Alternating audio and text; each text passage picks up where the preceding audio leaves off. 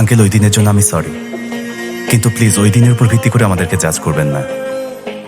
আমি মীরাকে অনেক ভালোবাসি, আমি ওকে অনেক সুখে রাখবো। আমার মাস্টার শেষ হয়ে গেছে, যেখানেই চাকরি করি না কেন মিনিমাম 2 লক্ষ টাকা স্যালারি পাবো।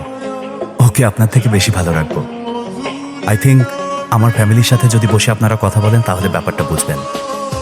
আমি জানি যে তুমি খুব ধনী ফ্যামিলির একজন আদরের দুলাল। আরে না আঙ্কেল, আসলে আমি আপনাকে এটা বোঝাতে চাইনি,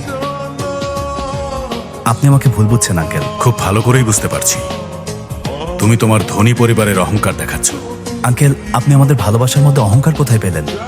প্লিজ আঙ্কেল, আমাদের বিষয়টা একটু সহজভাবে ভেবে দেখুন না, তাহলে দেখবেন আমাদের ভালোবাসায় কতটা ডেপথ আছে। ডেপথ? তোমার শব্দচয়ন দেখে আমি ইমপ্রেসড। বাবা প্লিজ ওর কথা শেষ হতে দাও। Shut up you shameless girl. Okay এখানে নিয়ে আসার আগে একবারও কি তুমি তোমার পরিবারের কথা ভেবেছো?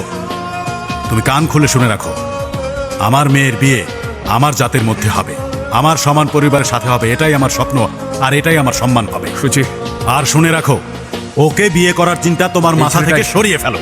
প্লিজ তুমি এখানে এসো না। কি